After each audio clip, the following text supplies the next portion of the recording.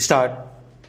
उपसभाध्यक्ष महोदय, आपने मुझे इस विषय पर बोलने का मौका दिया, धन्यवाद।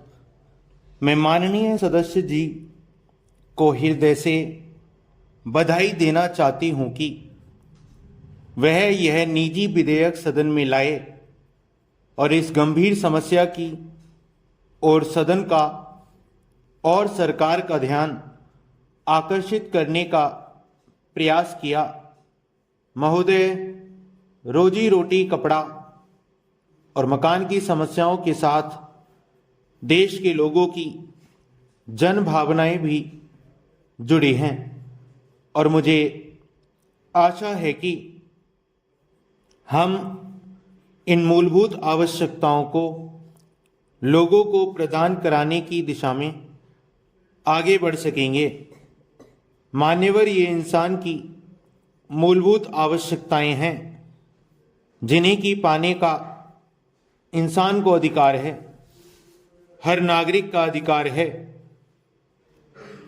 और हर सरकार का, चाहे वह लोकतांत्रिक सरकार हो, चाहे नौकरशाही की सरकार हो, चाहे वह तानाशाही की सरकार हो, चाहे फौजी सरकार हो, हर सरकार का यह नैतिक दायित्व है कि वह अपने देश के नागरिकों को रोजी रोटी, कपड़ा और मकान उपलब्ध कराए।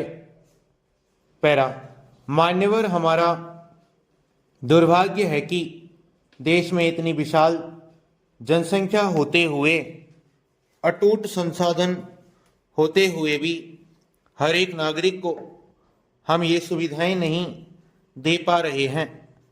इसका कारण यह है कि यहाँ के जो हालात हैं, जो आर्थिक हालात हैं, उनमें पूरी तरह से संतुलन नहीं है और एक बड़ा वर्ग भेद दिखाई देता है। एक तरफ तो बड़े बड़े पूंजीपति हैं और दूसरी तरफ चौराहों पर भीख मांगते हुए गरीब लोग भी दिखाई दे जाते हैं। यह स्थिति हमारे लिए अत्यंत ही शर्मनाक है। मान्यवर, हमारे देश में जो श्रम शक्ति है, हमारी 80% जनसंख्या जो कि गांव में रहती है, उनकी हालत भी संतोषजनक नहीं है। वे बेरोजगारी की स्थिति से गुजर रहे हैं।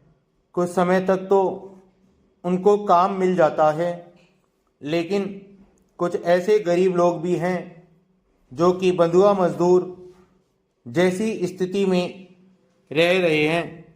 वे पूरे दिन श्रम करते हैं, फिर भी परिवार को भरपेट रोटी नहीं दे सकते।